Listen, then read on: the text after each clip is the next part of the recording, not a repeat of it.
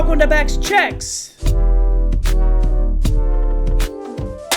My name is Bex, and this is my show where I usually cold call strangers. But today is a little different. This kid Jacob wants to call and debate me, I think, about poverty.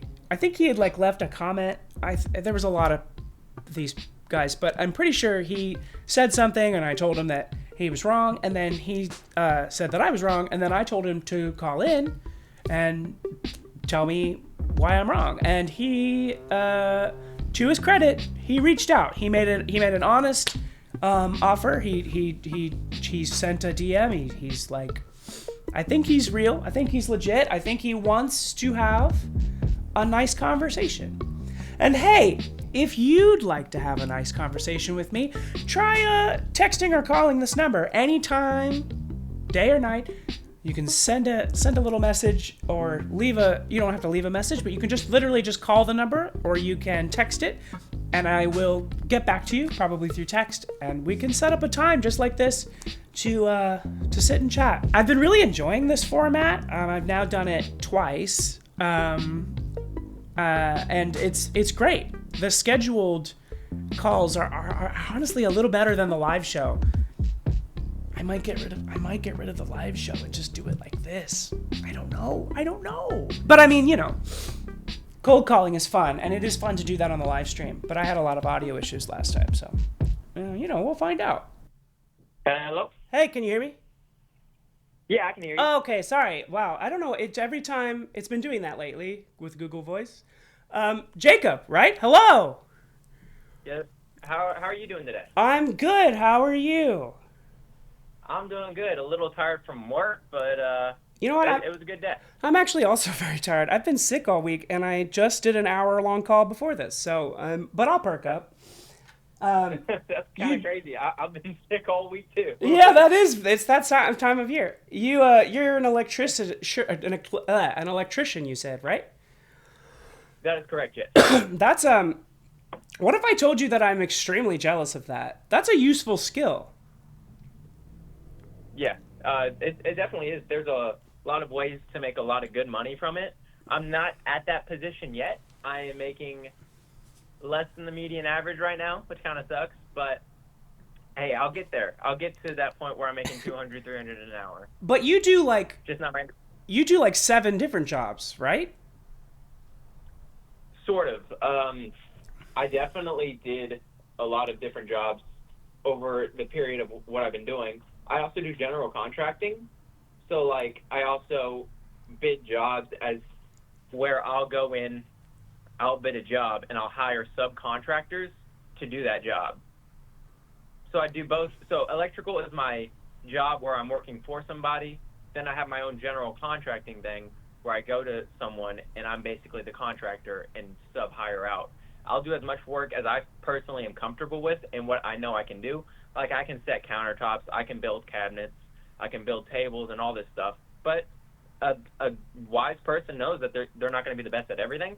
If it came to roofing, I can do roofing. I'm not going to be the best at it, so I'd hire that out. It's just knowing what you're good at and what you're not at that makes you a successful contractor. I guess so. That's how construction works, huh? Yeah. Construction, remodeling, repurposing, all that stuff. Housing. I've also done online sales. Online sales. I've served. There was one point in my life where I was working 80 hours a week. It kind of was a little rough, but I got through it. I was wanting to buy a Mustang, so I finally got it. Wow, you have a Mustang. Look at you. Yeah. Well, it was a 2005, and I paid $2,600 for it, so it wasn't much. And then right after that, I wrecked it because it was my first time driving a real world car in the rain, so that sucked. Jacob, what? No. Don't ask people about my record with curbs, with my record with guardrails. I've hit 6 guardrails since I started driving. 6 guardrails? Jacob, you should not have a car. I've been driving for 4 years, and I drive on average around 3 times the amount a year that the average person does. So, it sort of balances out. but Right. I'm actually, believe it or not, I'm a fantastic driver unless it comes to not having windshield wipers when it's raining. Or just like taking curves. Yeah, well, the reason being is because I had windshield wipers and I didn't see the curve. Oh, okay.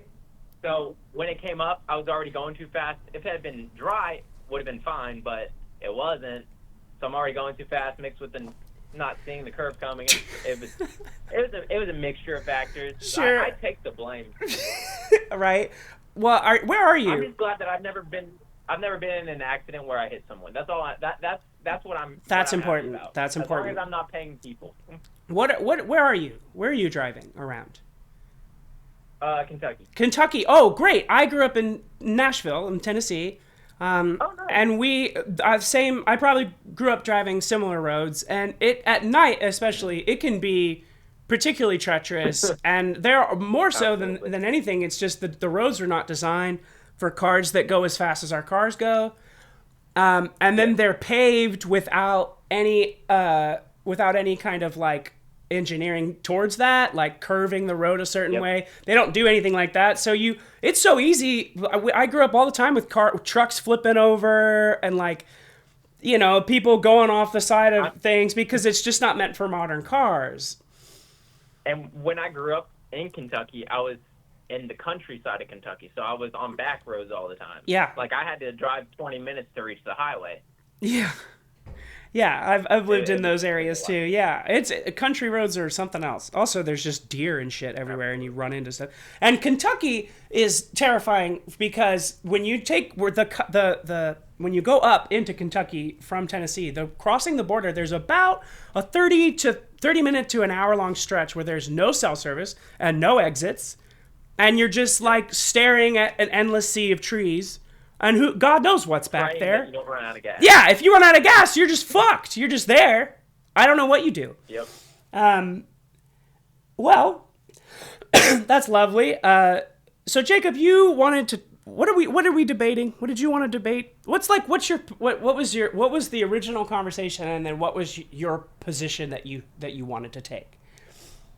Yeah. So our original conversation was discussing EBT and SNAP benefits, and my position is that I am pro taking them away, but for specific reasons, as well as building a new system that doesn't have the flaws that our current system has. Okay. Our current system has a lot of flaws. Okay. For example, for example, there's the requirement where if you don't have any dependents in your household and you're making less than the required amount, you have to work a minimum of 20 hours, which is that's a really good idea because that encourages people to work while still helping them, right? Sure. Wonderful idea. But only 18% of people that are required to work that 20% actually work it and continue to get benefits. And that's not just me saying that. That's actually found in the U.S. government website. You can look that up. I actually have the link right here. Let me Well, find it real quick. oh yeah, sure. I'll look at it. I was actually about to search it, but okay. No, you can continue. I guess. Yeah. Yeah. I'll I guess yeah. Okay, so I that guess list your things, and then I guess I'll kind of rebuke all of it at once. Yeah, so that would be epicforamerica.org for the 18% one where or 16 to 18% actually complete those 20 hours. Okay. And this is ethics in America. Let me open my Epic for America. Oh, I'm seeing ethics in America. Why is it not showing me? Well, that's fine. What else? What else? You said you had a few things that you had a problem with. Yeah, and between the ages of 18 and 49, dependents of able-bodied adults like that can work and have the strength and mentality to work that don't have dependents between the ages of 18 and 49, only 27% of those people are currently employed. Okay. And that's found on the USDA FNS FY 2023 report, Table A14. And so to kind of summarize it as like as a position or a belief, you essentially don't agree with these things because you think people should be working to receive these benefits.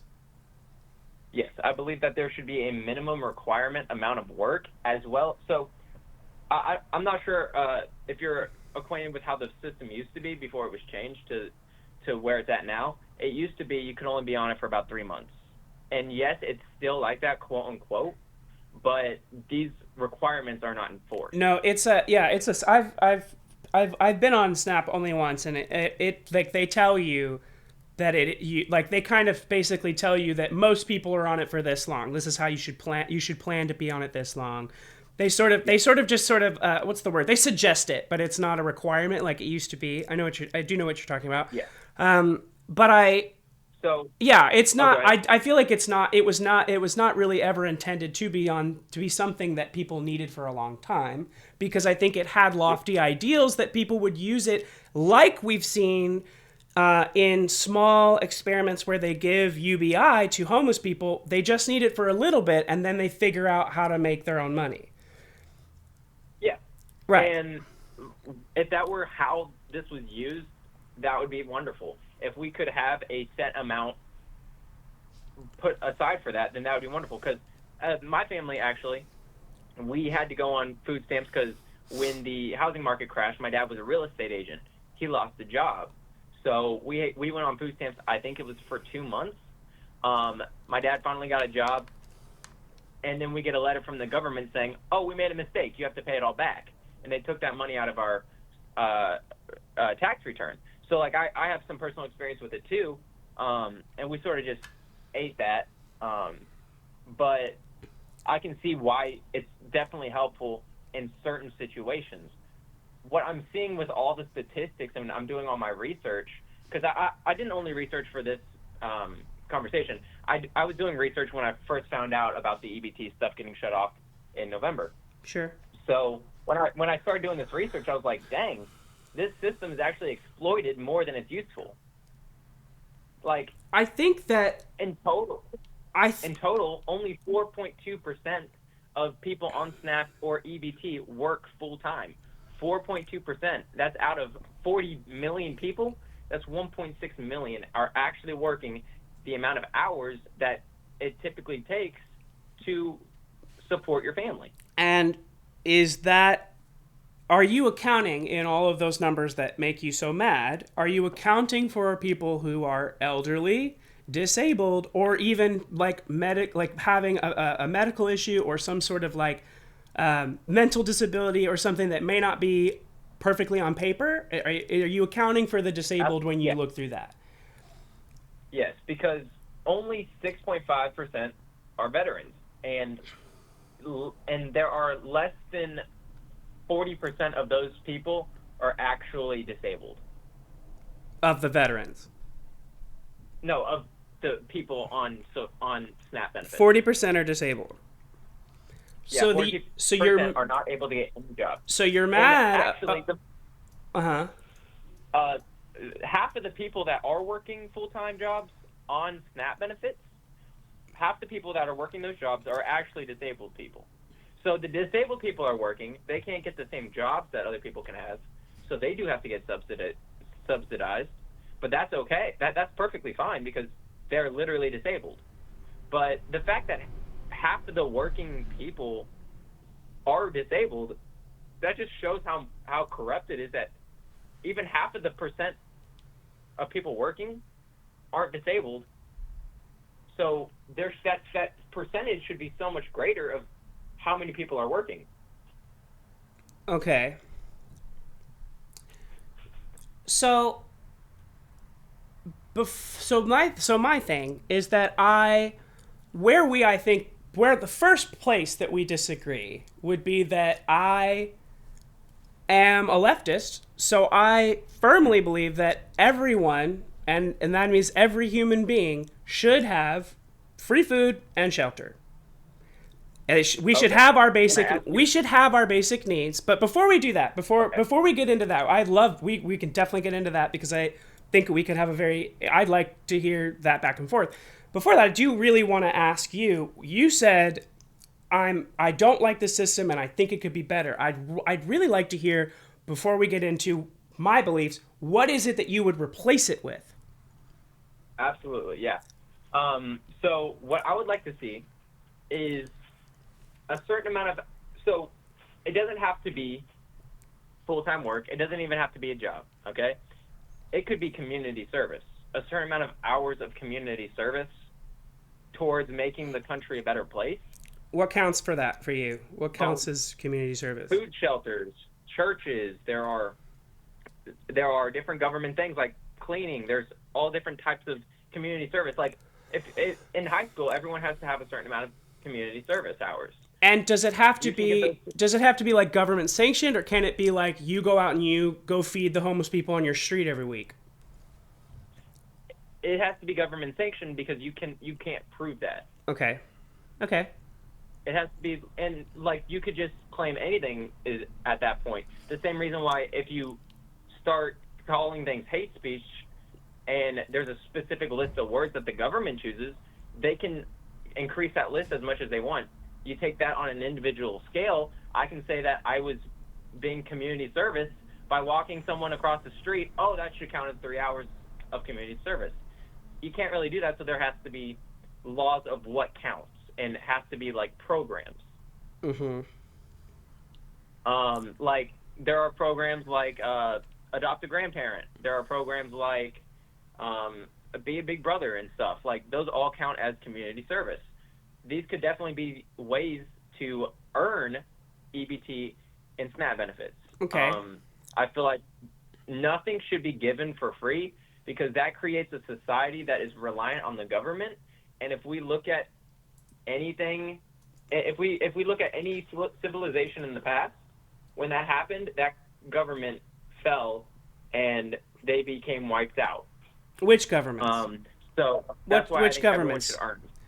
Which governments? By government, I also mean kingdoms and empires, anything that where the people had to specifically rely on an individual structure to get their needs met.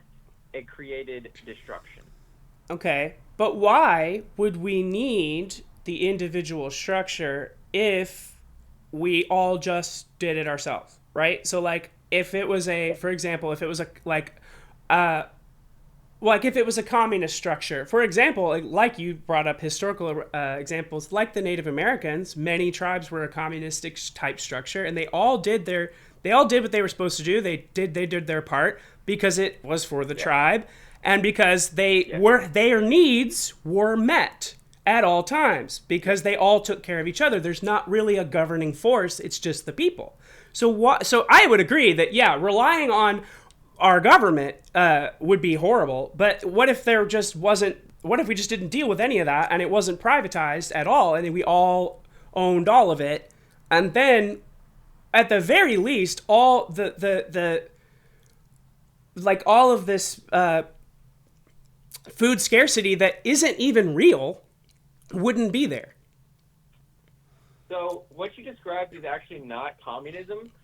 Communism is when everything is divvied out by a government structure. No. It's when every job is assigned by the government. Every dollar is assigned. Everybody has a specific value that they are given. Whereas in a community, like I was raised on a farm, right? We all did our job. Like I would milk the cow. My brother would plant the seeds.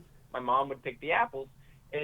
We all had our job, yes, but also we were actively working. And like you look at it now, right? With the EBT stuff, people aren't working. It's just showing that if we did go to that type of structure, there are going to be people that are not going to work. When we colonized America, a great saying that was actually also in the Bible, I think it was John Smith that said it: "If you don't work, you don't eat." No, it was Paul. Paul was writing a letter to a church in Greece that's no Yeah. longer there, and he was talking specifically to that church because they had a problem with laziness. They also had a limited number of resources, which is why they needed people to do their part so that they could ration out the resources correctly. It's not a general statement that God or the Bible is stating that you as a That's person not what I'm saying. need to work to live, Well, to eat. you don't think people need to work to live? I don't. And I don't think you do So, either. wait. By work, do you mean work a job or do you mean do physical labor? I don't think anybody should have to do anything to have the things that they need to live. I have a question for you then. Yeah. Where is the food coming from? The same place that it's coming from now. Because those people Yeah, would people also are have farming now. so those people would also have their needs met. So they would have no reason not to keep doing what they're already doing, except now they know that they're going to be fine and that they are going to consistently until the day they die have everything that they need, food and shelter and medical attention. So you think that people should do our individual duties in society to make sure everybody can live, correct? Yeah. I don't That's a see job. why we wouldn't. Farming is a job. Well, sure. You're going to be working no matter what. Everybody's going to have to work in society. But why It's not you have to do something in order to get what you deserve, even in a communistic society. If you and that you're talking about, if you're not working, then you're not going to. Then you're going to be a drag on society, and people are probably going to cut you out. but like So if you're right, I understand. I'm not saying that people shouldn't have jobs.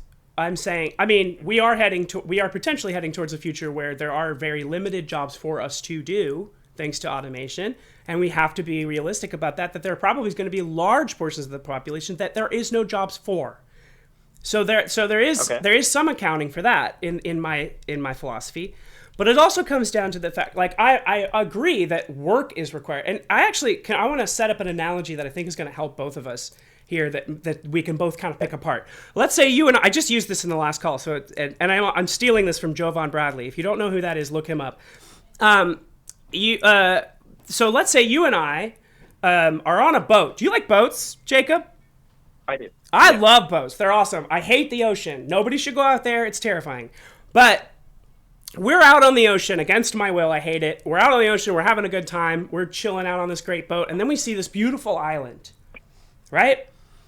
And we're like, oh man, what a gorgeous desert island. And then all of a sudden, our ship wrecks and we wash up on shore and I wake up before you. And while you're still out, I gather all the resources, all the coconuts, all the food, all everything. I put it in the only cave on the island. And then when you wake up, I say, Jacob, there's so much work to be done. And if you do what I tell you to do, I'll give you one coconut. And then tomorrow, if you do what I tell you to do, I'll give you another coconut. Is that fair to you? Yes. How is that fair? That is fair because I slept. You didn't I've been sleep. working You the were same- passed out, Jacob. That's not the same thing. So you worked to collect, correct? Does that mean that your work is invaluable now? Because if you work to collect that stuff, that's yours. You worked for that. You went out, you put out effort, and you received reward. That's how work works, is that you put out physical time, you put out physical labor, and you receive something in exchange. If I, at any point, go out and collect, then I'm going to have stuff too. Now, yes, you might have gotten all of it, but it sucks to suck. It sucks to be It slow, sucks to suck, right? Jacob. That's your response. It sucks to suck. That's That's my response to this analogy. Okay, but That's so not wait. my response to Wait, so now let's say I gathered all the food now, but the next food that comes along, you have to go pick it all. And then I will still continue to give you like what I have. I have all the resources from the boat too. I'll give you what you need. And also you shattered your leg in the shipwreck. Your leg is broken. And I'm still going to make you do that, but I'll give you medical attention if you do the work for me. If you earn you it. don't owe me anything. I don't owe me owe you anything. If you wanted to, That's fine. Don't you? But you don't personally owe me anything. So reversing the roles, just to be clear, you would not help me with my broken leg until I've earned it. That's not what I said. Until I've earned it. I would not owe you, but as a moral person, as my responsibility to God, I would give you what I can, and I will give you the attention that you need to an extent. Now, if it came to the point where you were fixed up and you were capable of lifting yourself off the ground and going out and helping me, then we would discuss on the fact that what you go out and you put in is what you will receive. But that's communism. Your time is... No, that's not communism. That's working alongside each other, but each of us receiving what we put in. You can't... The way communism works is, if I work 50 hours and you work 40 hours, we both get paid the same amount of money. No. If I work 60 hours and you work 30 hours, we both are the same amount of value to the company, and we both receive the same amount of money. Because communism does not work off of a monetary, or it doesn't work off of the different classes. We have high class, we have middle class, we have lower class, and we have poverty. Now, when you take that away, no one has the desire to go and get ahead. Humans' mentality is to get ahead. Humans' mentality... I disagree. The joy of competition is what pushes and creates civilized society. Because like you said, the Native Americans, they didn't have civilized society. It might be considered civilized to them, but they didn't have guns. They never created automobiles. We were only here for 250 years, and you look around compared to what they had spent 2,000 They also had buffalo, Jacob. We eradicated them to starve them out. They also had way more vegetation and more farmlands and more successful farmlands than we had. They didn't make cars, but they also didn't lead directly to the world being almost uninhabitable for human beings. It's not almost uninhabitable. But also, I want to back up. First of all, you said, back when we were talking about my broken leg, you said that you would help me out because it's the morally right thing to do. So how can you be... This is the thing. How can you... I don't owe it to you. Right. I can choose not to. But I'm saying that how can you agree with such an immoral system when you agree that the right thing to do is to help me, regardless of what I'm offering you, how useful I am? The difference is that I do not owe it to you. I can and still immorally do that. I can immorally say the N-word and it be completely legal and completely fine. Am I going to do that? No. But it's completely fine if I do, even if it's immoral. Okay? We have to do our best to provide for other people. The thing that crosses the line is I am able to pay my bills, right? But a large portion of my money is taken away from me in taxes. About a third of my paycheck goes to the federal government, and they spend a tenth of that on EBT, when really, if we cut it down to the bare minimum of what people need, you could probably cut that into a quarter because of the people that are on the system that don't deserve to be in the system. Jacob, how can you claim to have the moral high ground when you are the one saying that the only reason you get out of bed every day is to get ahead of somebody else, is to be able to look down on someone else? Not to look down on someone else. When you are in front of someone, you are able to pull them up to your level as well. That's bullshit. That's not at all how the system works. You don't pull anybody up. That's how the system works. And, okay. Then why are there still people starving? Why are there 14 million starving children or children experiencing hunger in this country if it works?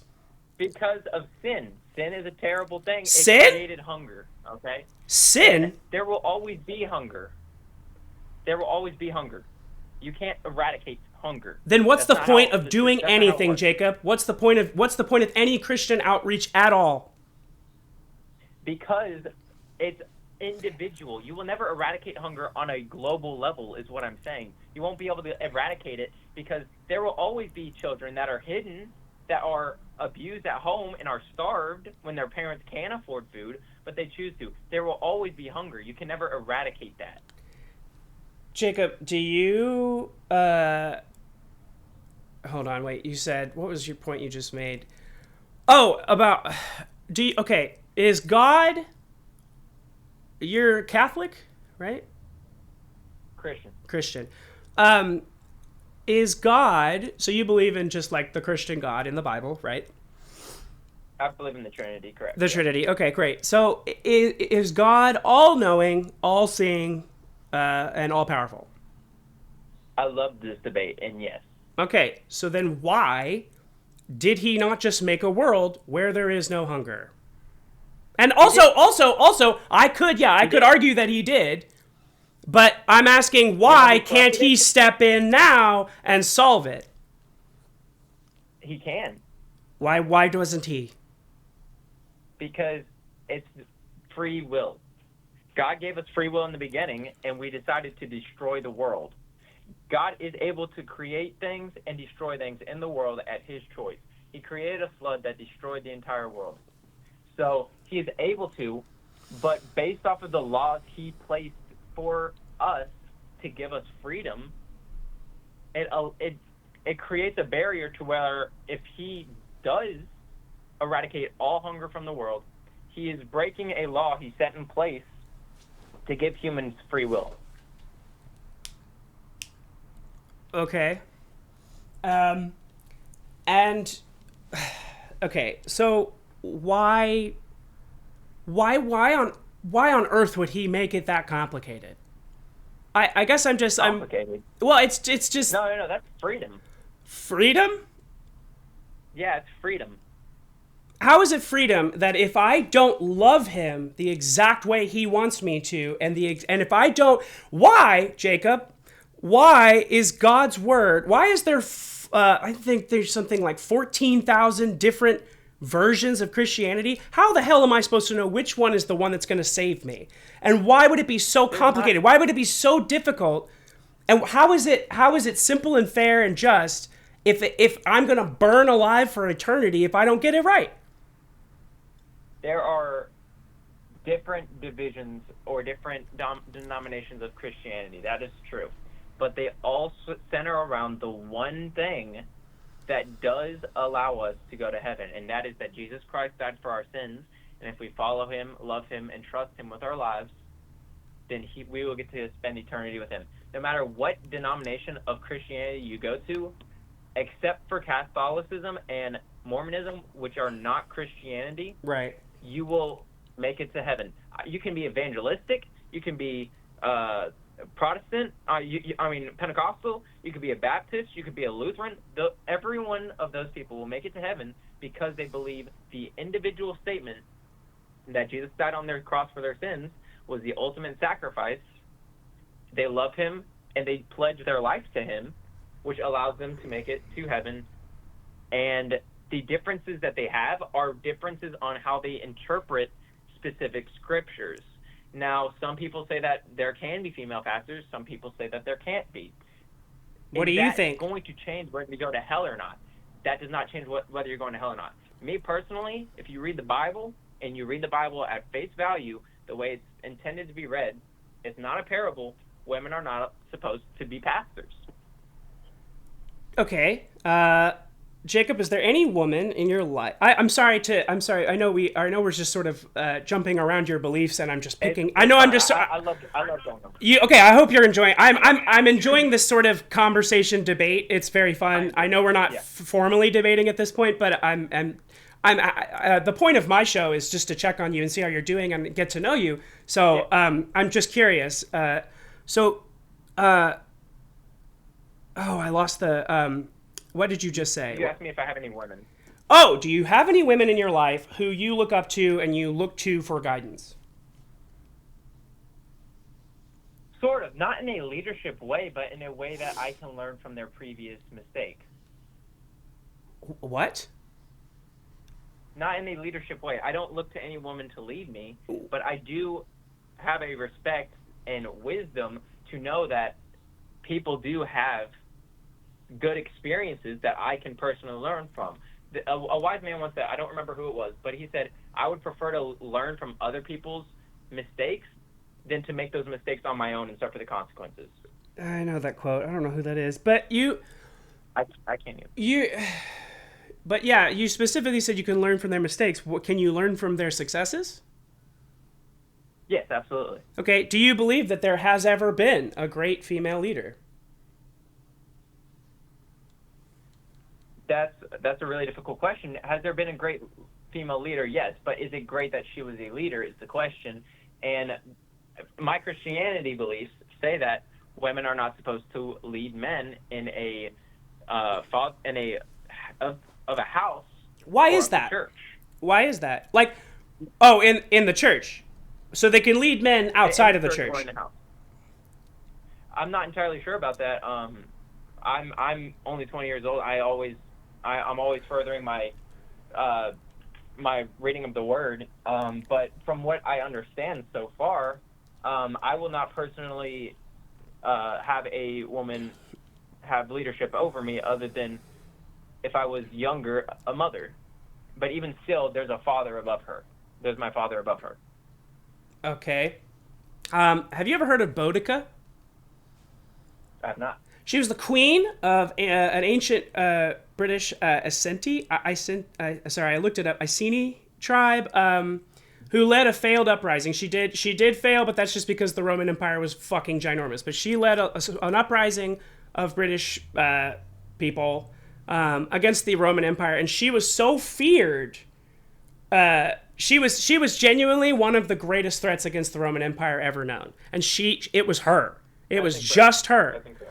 So that's just one example. There's also, I don't remember their name, and I should be able to Google it, but there's that, they just made a movie about that tribe of women in Africa that for thousands of years it was a matriarchal society where women were the warriors. We know, let me ask you this, Jacob. Do you know any women in your life who are single, live alone, pay their bills, work a job, they know what they're doing? Do you believe there are women out there that are capable of doing it all by themselves? I believe that there are women out there that can. I don't personally have anyone that I know that is like that, but I do know that they are out there that they can. So if we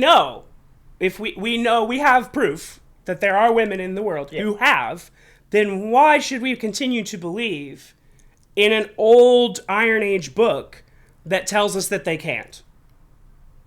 I never said that they can't. I said that they cannot lead in a sense of the church or of the home. But why not? Does God not speak to women? He does, but he speaks to women through their husbands, the Bible says. What? Wait. Yes. Well, first of all, does the Bible say that? There are prophetesses in the Bible where God speaks to them, but when a woman has a husband, the greatest way for God to speak to her is that he puts a word on her husband's heart. On her husband's heart. Addresses women through the husband in specific contexts, such as the passages in Ephesians and Peter that discuss the roles within a marriage, which instruct wives to submit to their husbands. It doesn't state that. So wait, what about women who don't have husbands? Do they just not speak to God? No, that's not what I said. I said that when a woman has a husband, that is the best connection to God, the greatest conduit. So again, you can hear from God outside that. So again, God doesn't speak to them the same way that he speaks to men, right? She has a weaker connection, is what you're saying. Incorrect. I'm saying she has a different connection. What's the connection? I'm saying women are weaker than men. Okay. Physically, yes, but Are they? Wyatt. I mean, not Wyatt. Sorry, I got you confused with the other guy. Jacob. You're fine.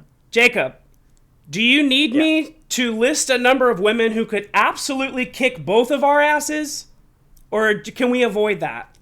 Do you want to backtrack that statement that women are weaker than men? No, because physically? If you look on the average, a male will punch at least 4 times harder than a woman would, on average. Can you punch harder than a woman can? I can punch harder than the average woman can, yes. Honestly, I can punch harder than the average boxing woman can, only because I am as well a boxer. I'm an amateur level boxer. What the fuck, Jacob? You do everything. Okay, so so that, of course you are. Of course you're a boxer. So wait. So okay. Do you see? Do you see how what all of this, like how it's harmful to women? Do you see how this? It's not harmful. How is it not harmful? Okay, so funny story. When we get off this call, I'm actually filming a whole podcast episode on feminism and everything. But the reason it's not harmful is because the ideology of it being harmful for women to submit is pushed on us by the feministic movement. If you go back and you look, women submitting actually had their husbands as a servant. So the Bible says, yes, wives, submit yourselves to your husband, and husbands, serve your wife as God served the church, or love your wife as God loved the church. What did Jesus do before the Last Supper? As the head of his friend group, as the head of the disciples, what did Jesus do before the Last Supper? He served them. He washed their feet. Mm-hmm. He took the servant position, and I will say this: men have really dropped the ball as far as serving. I think that a majority of men choose not to listen to that part. I think that men are the reason feminism came about, because men failed women. The patriarchy. In the serving aptitude. The patriarchy. No, not the patriarchy. Not the patriarchy. Men of society, individual men, failed women by not serving them like Christ called us to. We decided to. Whose fault is that? Whose fault is that? Women should no longer submit. Whose fault is that? Whose fault is that? Individual men. Oh, is it not? Is it not the male pastors who didn't properly explain? No, they did properly explain, and there were some that didn't. There were some that did. And at the very heart of it, every man's walk with God is his individual responsibility. It's not a pastor's. It's your responsibility with your walk with God. Now, men would go out and they would not serve their wives like God told them to, and that's a big, ginormous problem. So that's why I say it's men's fault that. Okay, but Jacob, do you know why men are abusing that privilege? What privilege? Serving the privilege. They have been given. No, they are abusing the privilege of a wife submitting to them. Right? They're abusing that men have privilege in Christianity. They are the superior. Not privilege. They are the superior, Jacob. They are the servant. They are the leader, and a leader is a servant. The leader. In the Bible. Okay, but the leader is a servant. It is not a. It is a over. But what is a mother? A mother bird shields her children from the rain and gets pelted on. That's what men are supposed to do. They are supposed to cover their children, cover their wives, take the brutality of the world, and shelter their wife, shelter their children. And the only way to do that is to be over them. So what I'm saying, Jacob, is in the same way, yes, of course, that's what men are supposed to do. But in the same way that you don't agree, that in the same way that you believe that people should not be given the opportunity to have benefits without working for them, and because if they're given them without working for them, they will abuse it, that's the exact same thing I'm applying to this, that men should not be submitting to the husbands at all, because we know after billions of years of examples that men will abuse it. So why have them submit at all? Why not instead, Jacob? Why not instead be an equal partnership? Let's pause. So first off, even if you go by science, humanity has not been around for billions of years. If you go by science, it's only been around for. Sorry, that was an exaggeration. That was an exaggeration. I was just saying. Yeah. Wait, hold on. Are you about to make a creationist argument in the middle of this? No, I'm just going to tell you that I personally believe it's only been 6,000 years, but it doesn't. Where did you get that number, Jacob? In this conversation. Where did you get that number? What? Where did you get that number? That's you can find all that information in the Bible. Okay. All right. It just takes a little bit of math. And so, what were we? Okay, yes. So, when the reason why I think people should have to work for benefits, okay, compared to men having wives submit to them, is because men are working for that. They are supposed to be serving. But Now, they're not. like But I they're said, not, right? Because there's so many lazy people out there. So they're not. So we know there are lazy men out there who are not holding up their end of the deal. So then why, Jacob, should we force women to submit to them? Because, like I said, I think we should rebuild the EBT system. We should continue to give people that work for it. So do I think that it's okay to stop submitting to men? No, I think we need to teach our men to be someone worthy to submit to. Why does anybody have to submit at all? Would you ever submit to anybody? That's where society thrives. Are you kidding me? You think society thrives when women submit to men? When women submit to men and men serve women. Think of every major war to ever start. It was started because men loved women, and they went to war because they wanted to protect their home, or they wanted to provide for their home by conquering. Wait, you're saying that every war is a beautiful love story? A majority, yes, but not necessarily beautiful. It's on the individual level. If I didn't care about my wife, about my kids, about the women in my life, I would not build something for myself. The whole reason I'm building something for myself right now is to give my wife something, give my kids something to have. And the only reason I would ever fight is for my wife and my kids. Look at the Persian army, okay? Alexander the Great changed the system that his father had. His father did not allow wives and slaves to come along on their expeditions of war. Whereas Alexander changed, what men could now bring their wives. And if your wife is behind you on the front line, you are going to fight so much harder to make sure you don't die so that your wife is safe. That is what drives the individual man to go to war. So when a country goes to war, a man will take up arms to protect his wife and his kids and the women in his life. Okay. Jacob. There's like no money in it for the individual man to go to war. Well, debatable. Jacob, what do you like about your wife? I don't have a wife. I have a soon-to-be fiance. Oh, you said wife and kids. Sorry, do you not have wife and kids? Sorry, that was confusing. No, I'm saying like when you have when them. I do. Yeah, okay. And I'm also using the broader term of individual men fight for their wife and kids. I'm using that as a okay when I have that. Sure. Okay, that's all right. Okay, your girlfriend. What do you like about her?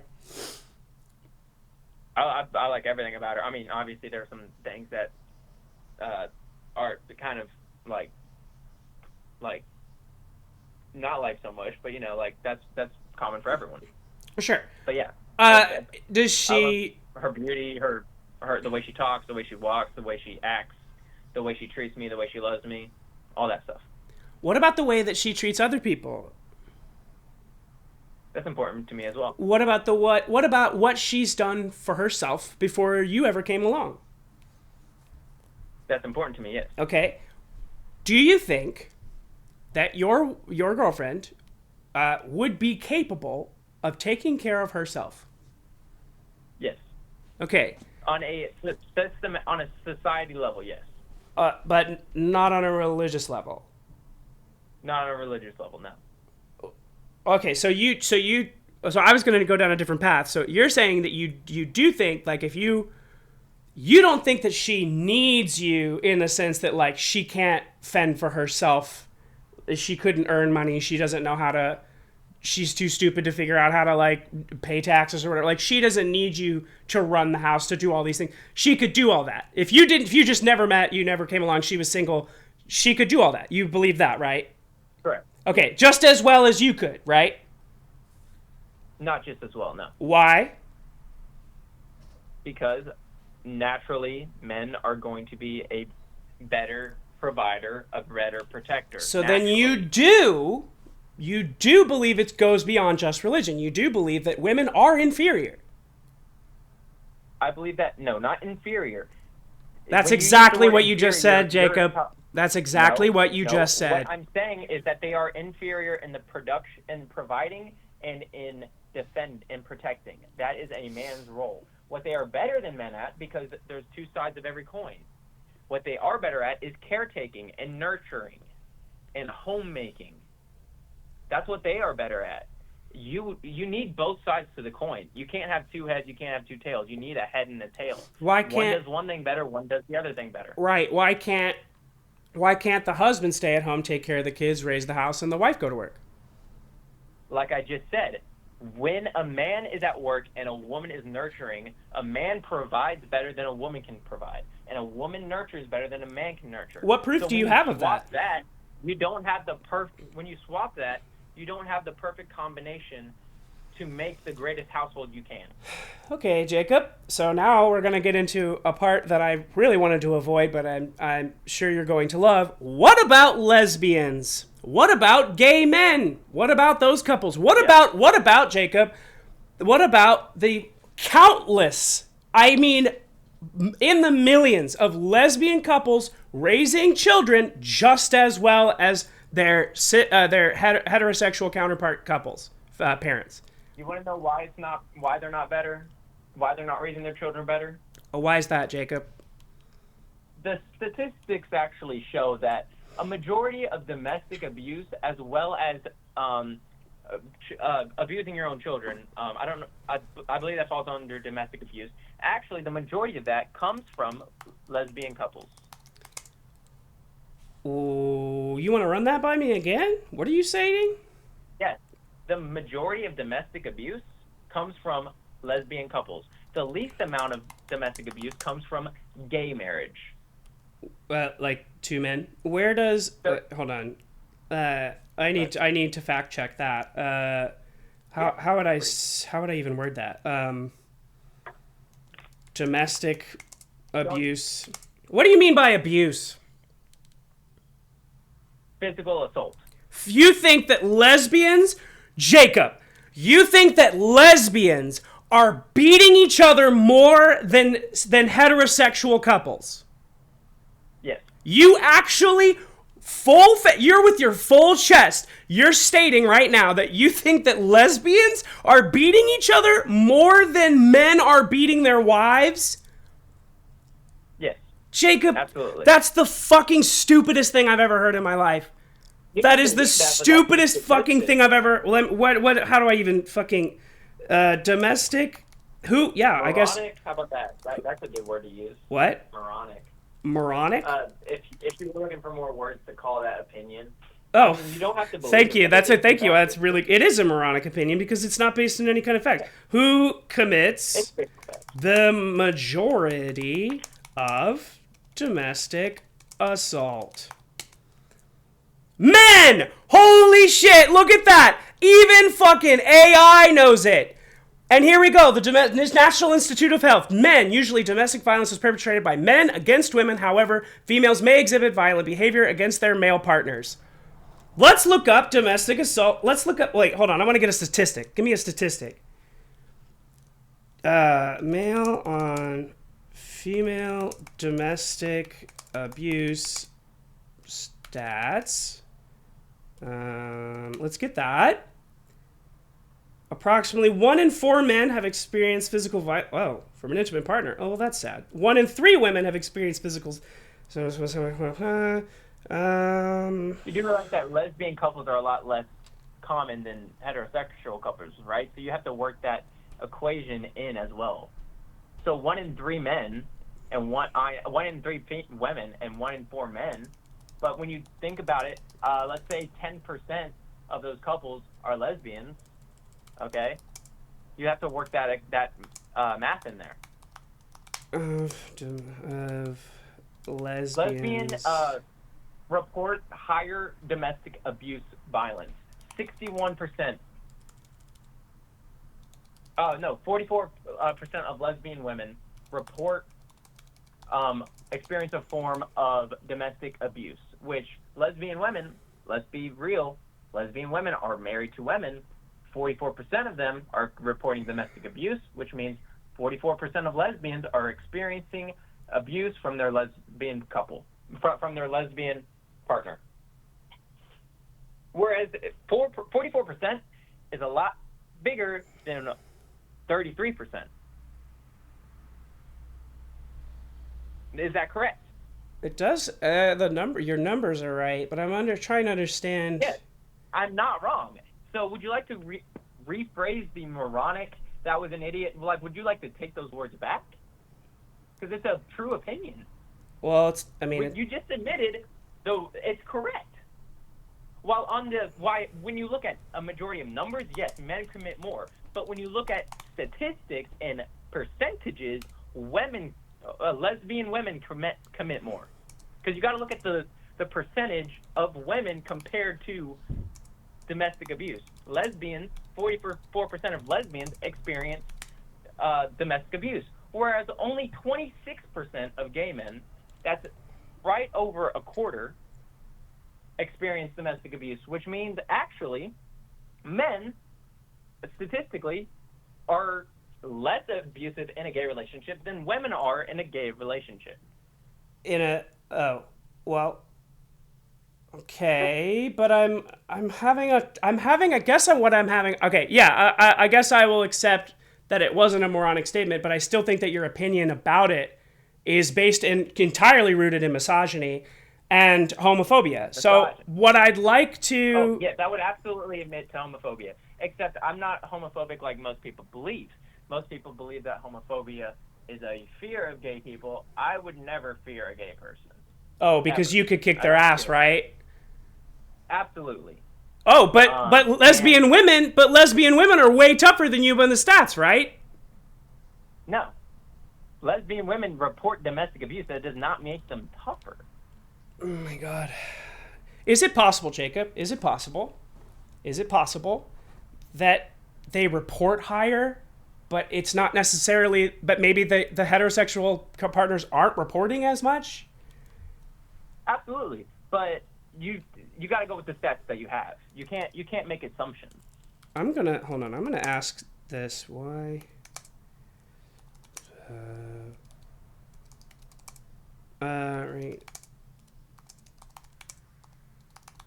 Maybe this will tell me. Hold on. Some studies suggesting elevated rates compared to heterosexual relationships, while others suggest comparable. Several factors may contribute to higher rates, including minority stress, internalized homophobia, sure, and societal factors that overlook abuse in same-sex relationships, like the myth of lesbian utopia. Right. Yeah. Okay. Well. What was going to be my point? Oh, what I'm curious. So, what I'm curious about though is why does that make you think? Well, I guess because you're homophobic. Why does that make you think that heterosexuality is better? Also, I'm assuming then you think that being gay is a choice. Yes, absolutely. Okay. Well, then I guess we gotta. I can actually. I'll give you a little bit of insight, okay? Oh, please do, Jacob. Yeah, I don't tell many people this, but I think like literally only my girlfriend knows. But I'm actually proclaiming it to all of YouTube now, but that's okay. So at one point in my life, I experienced sexual attraction towards men. Now, I believe that this was because of hormones. I was going through puberty. And so obviously my hormones were all jacked up. They were all over the place. So this created some things firing off in my brain that shouldn't have been firing off at that time because my brain was reacting erratically. So I didn't act on any of those attractions. I didn't fantasize. I didn't do any of this stuff. I didn't look at gay porn. I didn't do any of this stuff. And eventually because I didn't give it an identity, I didn't allow it to fully take root in my heart, in my mind, it faded away once my hormones got corrected. Okay. And I believe that if you chose to hold on to that, like a lot of people do, when they choose to to squeeze that and make that their identity, and they choose to harbor that, and they choose to accept that, now that is going to stay because you accepted it, you harbored it, and you just kept it to yourself. You kept it as a part of you. Now that's why I say it's a choice. Initially, it's your hormones acting up and just going crazy, but you accepting that as a part of yourself is when it's not. It's like accepting a leech as a part of you now. A leech is bites on your arm, becomes a part of you, and you're like, oh well, it's a part of me now. No, you take it off, you rip it off, and you throw it away. Okay. That's why I say it's a choice. Wait. Okay. Well, Jacob, I'm at a bit of an issue here because I want so badly to help you understand that you are either bisexual or maybe gay or probably likely bi. I assume that you have had sex with a woman, right? I've not had sex with a woman. You've not had sex with a woman. Are you planning to have sex with your girlfriend? Do you like your girlfriend physically? Absolutely. I am very sexually turned on by my girlfriend. Great. I honestly too much. But I have never, since that moment of my life, had a sexual turn on by the touch of a man or by the atmosphere of a man. Sure. Being in the same room as my girlfriend turns me on. Okay. That's great. I'm happy for you. It's honestly a problem. But that's great. Why is that a problem? Because you're waiting for marriage, I assume? Yes, yeah. It's it's rough. Has she had sex? Is she a virgin? Yeah, she's a virgin. Okay. Okay. Jacob, I just curious, before we get back into talking about your sexuality, I'm curious what happens if after you get married, you get on your honeymoon and you both suck at it, or what happens what if you get there and you realize that you're not attracted to her? What if you realize you're gay right there? Just hypothetically. That's what I said. A gay is a choice. It's not going to happen. And hypothetically, if it were to be the fact that I'm not sexually attracted to her, well, I married the woman. I'm going to have to stick with her. But it's not going to happen because. Well, how's that fair to her? What? How is that fair to Jacob? Actually, Jacob, I'm gonna press that question a little bit more personally. How is it fair to her for you to not have figured this out before you commit to her for the rest of your life? Doesn't it make more think of it to take her virginity from her? It's not fair. What? To take her virginity. Oh, no.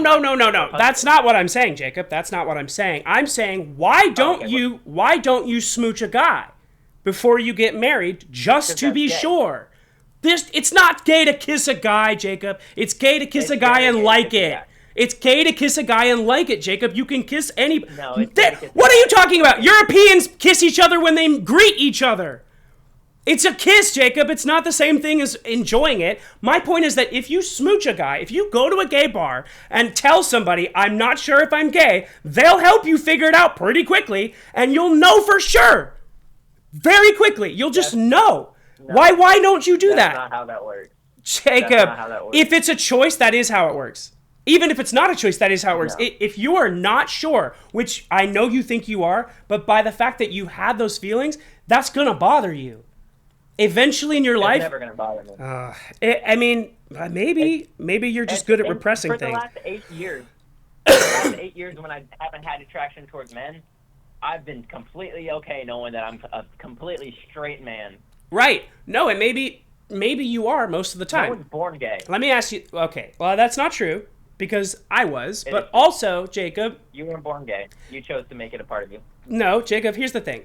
I don't remember... Okay, well, actually, let's frame this at you first.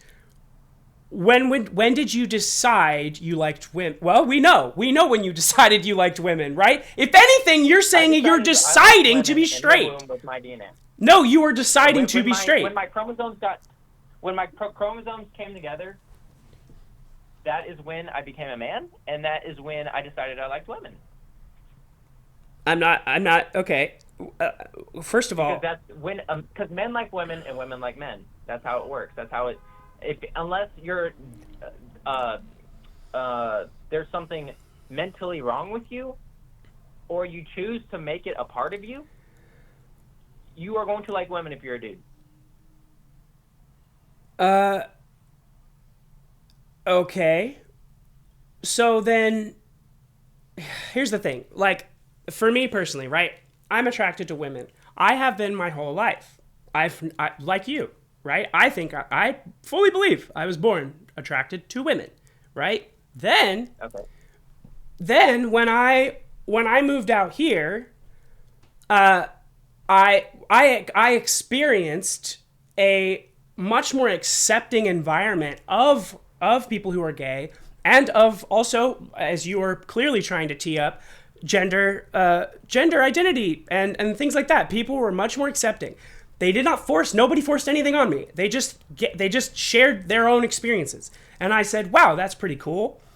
And then for a little while, Jacob, for about a year, I was pretty sure that I might be bisexual, or that I might be a little bit attracted to men. And I began to, kind of like you're saying, I began to a little bit accept that part of myself. I began to look at that part because I, like you, was raised to shove that down and believe that those feelings, those natural feelings that I was feeling, were wrong and were sin, and that my mom comparing being gay to an eating disorder, that even though I am hungry, that does not mean that I should eat, right? So I grew up with that, so I had to undo all of that. That's Learn. a great analogy. I had to I'm gonna undo. definitely use that in the future. Please don't, because it's fucking dangerous, Jacob. It ruined so much of my life, shit like that. Because I went through my life denying who I was, fucking miserable, until I finally had just two or three friends that gave me a space to be exactly who I wanted to be. And then I was able to start figuring that out on my own. And for the first time in my life, I started asking myself, like, what is it that I want? What is it that I do? And that's how I realized that I was trans, and I got all through that. But then, Jacob, then I realized that the only reason that I thought that I was attracted to men was because I thought that if I got with a man, it would validate me as a woman. So I realized, Jacob, that I'm not really bisexual. What it really is just that I'm incredibly open-minded, and it doesn't really bother me that, like, some men are objectively attractive. Some men I could look at and be like, dang, yeah, I'd kiss them. But that doesn't mean that I'm actually necessarily. That just means that I'm incredibly open-minded, and that I think that being gay is a spectrum, and I might be a tiny little bit into men. Right? A little tiny bit. Okay. But it's not enough that I would want to act on it. I don't want to live with men. I don't really like men all that much. I don't want to be in a relationship, a long-term relationship with men. I definitely am pretty sure that I don't want to have sex with a man. But I want to express to you that you thinking that you might, first of all, doesn't make you, that's not a gay thought, in my opinion. That's just. I don't think I might. What do you don't think you might what? I actually might like men. There's no doubt in my Well, mind. you thought you did. Like men. You thought you did, is what my point was. No. I got sexually attracted towards men for a brief period in my time because my hormones were messed up. But that aside, you said that you're transgender. Are you male to female or female to male? What do you think I am? I believe that you are male to female. Yeah, that's right. Is that correct? Okay, so you're straight. No. Well, not technically. If you're going by like gender, whatever, then I'm a lesbian. You're a female. You are a male lesbian, is what you're saying. Like, you were born a male, you converted to being a woman, and now you like a woman. Yeah, I guess that you could technically call it male lesbian, I guess. So. Well, it's not straight, Jacob, because there's a lot of different. Jacob, it's not straight because there's a huge difference. When you say straight and gay, all you're talking about is sex. And that, by the way, is wildly different for lesbians. And also, everything else in my life, like as far as my relationships and my relationship with my partner, it looks completely different than the heterosexual relationship that you would consider before. Right? My whole point is you are attracted to women, majority. Like, there are a couple men that you are attracted to, but a majority of the time you want to spend the rest of your life with women, correct? Well, females, yes. So, females, yes. The part that's messed up in your brain is not your attraction. Okay, you are completely normal in liking women because you have the chromosomes of a dude. Okay, You you don't know aren't much. like I am. Jacob, Jacob, Jacob, I like Jacob, women Jacob, just Jacob, like you do. Jacob, stop for a second. Stop for just 1 second. Okay, How do you know what chromosomes I have? because you were born a man. Do you know that there are chromosome conditions where there are all kinds of varieties? In fact, there's not just two kinds. Did you know that? There is an abnormity, yes. An abnormity. So, but what is normal, Jacob? Normal is XX and XY. So, wait, oh, so you mean typical? Normal. Those are normal. No, they're typical. They're what we typically see. However, we do have many, many, many confirmed cases of all kinds of strange different things. So, if I was born with Jacob, shut up, Jacob, shut up. Jacob, shut up. If you don't know, let's be respectful. Listen to me, Jacob. If you don't know, if we know then that there are chromosome types that are atypical, then how the fuck do you know what my chromosomes are? Can you see them? Because unless you're the 0.02% of the population, which I doubt you are. How you don't know? You don't fucking know, Jacob. So you are asexual, so you're not attracted to anyone. What do you mean? That is another type of thing that can happen purely based off your chromosomes. Another thing is you could have been born with both a pole and a vagina, but the thing is only one of them works when people are born with both. That's not always true. That is 100% true. Only one works. They both, you have both, but only one sexual reproduction organ actually is useful and productive. Just gonna quickly fact check that because I think I might be thinking of a different. Oh, you're right. Yeah. Okay. I think I was thinking of a different intersex thing. So okay. So, oh my god. So do you want to? Okay, we've discussed now chromosomes and sex. Would you like to get into gender? Do you agree that? Gender. Do you think that? Hold on. Do you think that gender and sex are different? I believe that they should be the same. I believe sociomatically we've changed it to where it's at now. When did we change it? I believe it no longer is the same thing. In the last 20 to 30 years, when all this bullcrap started happening.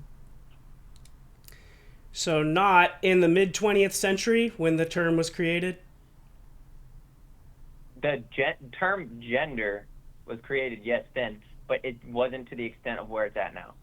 What do you mean wasn't to the extent? We have changed it. What have we changed? Okay. Why, if you're right, I don't think you are, but if you're right, why is that a bad thing? Because progressiveness is not always better. I mean, it was progressive to sacrifice children to Baal. That was progressive. That was the thing of the time. That was not okay. That was not cool. Right, but no one's being harmed by my gender. Yes. How is someone being harmed? How am I harming you, Jacob? Because when you corrupt society with these ideologies, you also corrupt the children. Now when you're corrupting the children, they grow up not knowing the truth. They grow up, if you want to have sex with men or sex with women in private, that's completely different than blasting it all over the place. I still don't think it's okay. I still think it's a sin. I still think that if you do it, you're not going to benefit from it. But when you push it on our children and you push it into society, even if you don't push it on our children anymore, they're still going to be in that society and soak that culture up. What culture? The culture of gender ideology. Jacob, is it wrong to tell students that I'm trying to think of something comparable for you. Is it wrong to tell students about war? No. Why? Because if we tell them about war, they might grow up and try to do it themselves. Or not. But war is not a social thing. Right, Jacob, right. Because what do we do in schools?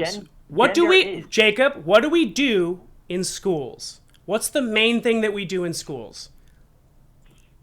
Teach people how to eventually become effective members of society. Wrong. We give information. We teach children what the world is and what's going on in it.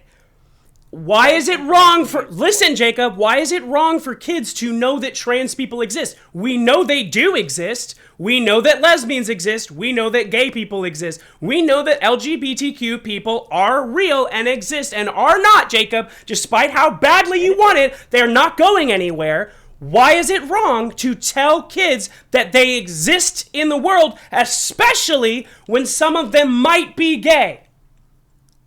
Okay, we have a kindergarten class, okay? And I go in there and I'm like, y'all, listen to this. BDSM, okay? Jacob, that's fuck off, Jacob. That is not, no one's doing that, Jacob. They're saying, well, how do we teach love now? How do we teach sexuality? How do we teach them what anything is now?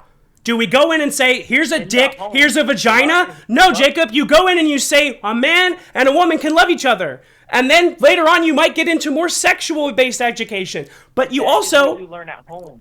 But also, Jacob, no, but they're not learning it at home, Jacob. And also, comprehensive sex education, regardless of what sexuality we're talking about, is so important for children because they need to know how to identify their genitals because we know from the mouths of rapists, of pedophiles, we know from the mouths of convicted pedophiles that they would avoid kids who knew how to identify their sexual parts and understood what was happening to them.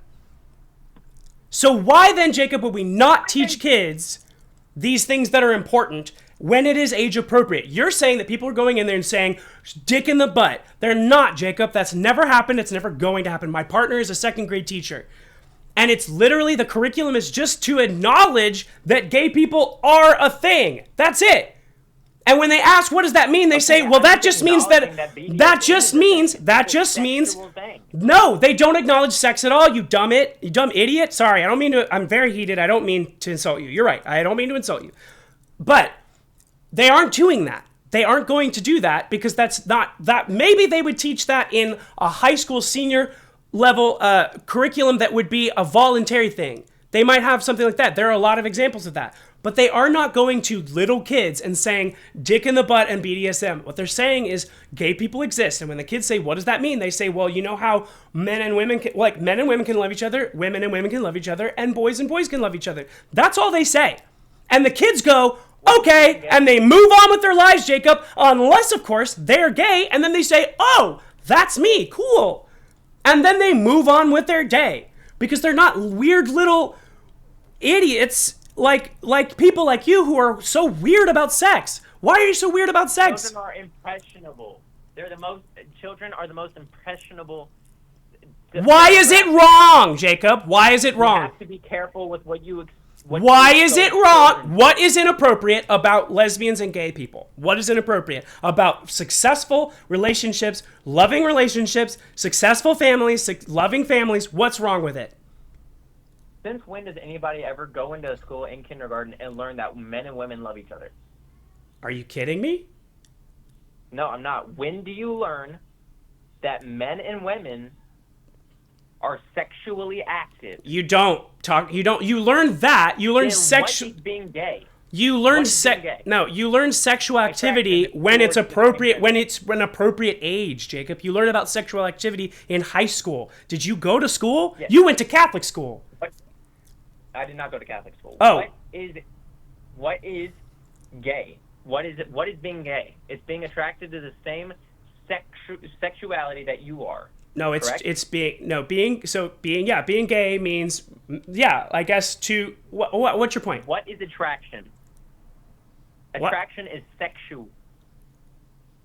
Jacob. You can't be attracted to someone that you are not sexually attracted to. Jacob, can I ask you a question? If a little kid walked up to you and said, what is love? What would you say?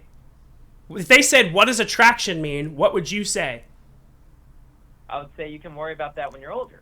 How is that better? Are you kidding me? Because I'm not exposing them to something. I'm telling them that one day they'll be able to learn that. The same reason why if a kid walks in on their parents and the parents like you'll hear about this one day, you're not exposing to them. Jacob, hey Jacob, have you seen The Incredibles? I have. What is Mr. and Mrs. Incredible? They are a mother and a father. Oh, wow. And they're also a husband and wife, aren't they? Do you think the kids are able to wrap their fucking heads around that? Yes. Yeah, so then they probably would also be able to wrap their fucking heads around a wife and a wife and a husband and a husband. Couldn't they? And you could tell them all of this without ever once mentioning sex or exposing them to horrible things, right? No. What? Then by your own logic, then every Disney movie is inappropriate for children because it exposes them to romance. It exposes them to heterosexuality. No. How is... Jacob, that's so fucking dishonest. That's incredibly dishonest. It's not dishonest. The same way you're saying I don't understand you being gay, I'm telling you you're not understanding me. What do you mean? I could sit here for 30 more minutes and explain it to you, but because you are disillusioned, you are not going to understand me, especially because of how closed off right now you are. If you were open-minded, maybe, but you're not open-minded. Jacob, you're the one who's not open-minded. You don't think that kids should understand that about the reality around them. You're the one who's icked out by gay people. You're the one who's closed-minded here, Jacob. I'm the one who is. What are you talking about? No, I'm not closed-minded, and you want to know why? It's because I am sitting here having trying to have a lighthearted debate, and you're just a lighthearted debate where you're basically calling me mentally ill, and you're essentially invalidating my entire identity because you think it's gross and because you have internalized homophobia. It's not homophobia. It is 100% homophobia. Homophobia is being scared of gay people. I'm not scared of gay people. Okay, big tough man. I get it. Action of being gay. Jacob. Dislike, not homophobia. Jacob, I'm pretty much done with this at this point, but I did want to really quickly, because I was looking this up while you were talking earlier, and I realized something, that the statistic of the lesbian relationships thing, right? What that statistic is actually saying is that women are more likely to have been assaulted. Therefore, a relationship built of two women means that both of them are more likely to have been assaulted. That does not mean by each other. That means that two women... No, that's not what it says. Domestic abuse. No, they've experienced domestic violence in their lifetime. In their lifetime. That does not mean all lesbian relationships are dealing with it. It means that those women... are born gay. If they were born lesbians, they would never have had a relationship with a man.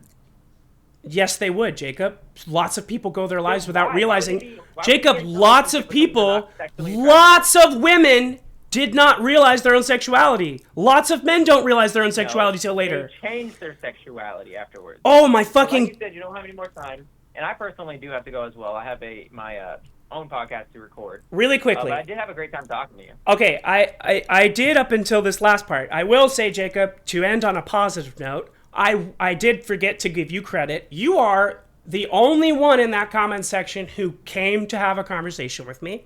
So I will give you, I think that this inner drive that you have to talk this stuff out is great. So I will give you that. I really do appreciate that you made an honest, genuine, you reached out. You tried to have this conversation with me. And I appreciate that. I really do. I am very frustrated with a lot of the things you said. And that's okay. That's what civilization is built on. It's built absolutely. And I really hope that you and I both can walk away from this conversation with that in mind, that we do have such an obligation to society to tolerate each other. Absolutely. So please, Jacob, the next time that... Please understand that there are gay kids out there, whether you agree with them or not, whether you think they exist, there are gay kids out there. Please, I challenge you to look more into this, because there's science to that. We have evidence that people are born gay. Please look into it. I wish that I had that evidence. I probably wasn't prepared enough. I thought we were just going to be talking about poverty. But also, do you want, I'm hesitant to do this, but do you want me to add you to the list of people I will check on again? I mean, you don't really have to. If you ever want to like personally debate again, you're more than welcome to reach out. But you don't have to check on me at all. I'm fine. Mm-hmm. I'm just living. Sure you are. Okay, well, have a good one, Jacob. Good talk. You too. Good talk. Bye-bye. Yeah. All right. Yeah.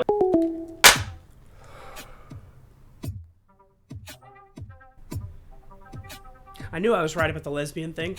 I knew I was right about the lesbian thing. I shouldn't have gotten so angry without knowing for sure what statistic he was going to throw at me. I'm embarrassed that I had to look that up. Like, I found somebody on Reddit that linked a thing, and then I was trying to click that thing, and then I had to zoom in to be able to read it. I didn't have it ready.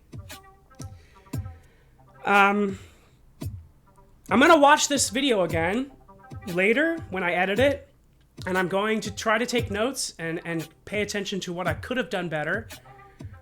But other than that, I guess just I'm having a hard time figuring out how to close this, because like that was upsetting. And I don't know how to reason. I would like to get better at reasoning with someone like that. This was good for me. I don't think it was good for him. I don't think he learned anything. I don't think he ever came here. I don't think he really came here to absorb any information from me. I think he came here to preach to me. I think that I should have asked him. If he would have had that conversation with me if he actually thought I was a woman. Like, if I was a female, would he have that conversation with me?